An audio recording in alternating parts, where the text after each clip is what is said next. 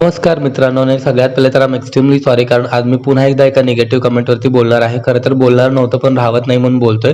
तर या ताईंचं असं मत आहे की तुझी बायको सारखीच आजारी पडते. ती आजारी वगैरे काही नसते, फक्त आईस्क्रीम खाण्यासाठी नाटकं करते. तुम्ही खूप खोटारडे आहात. तर मित्रांनो कदाचित त्या ताईंना माहीत नाहीये की बायकांच्या आयुष्यात ते 5 दिवस सुद्धा असतात, ज्याच्यामध्ये त्यांना जास्त आरामाची गरज असते, ज्याच्यामध्ये त्यांना जास्त प्रिकॉशन, जास्त आपल्या काळजीची गरज असते. तर ते सोडा हो, म्हणजे आपल्यासाठी दिवसभर राबणारी, आपल्या घराची सतत काळजी घेणारी, आपल्या पोरांच्या मागे पुढे करणारी स्त्री कधी आजारी पडू शकत नाही का? म्हणजे तिला आजारी पडण्याचा अधिकार सुद्धा नाही असं या ताईंचं मत आहे. मला खरंच अशा लोकांचा राग येत नाही, तर अशा विचारांची कीव वाटते. बाय द वे तुमचं याबद्दल काय मत आहे मला कमेंट करून नक्की सांगा. असू देत. तर आज होता ज्योतीचा आणि पंकजच्या लग्नाचा पहिला वाढदिवस. त्याच्यासाठी आम्ही गेलो होतो त्यांच्या घरी.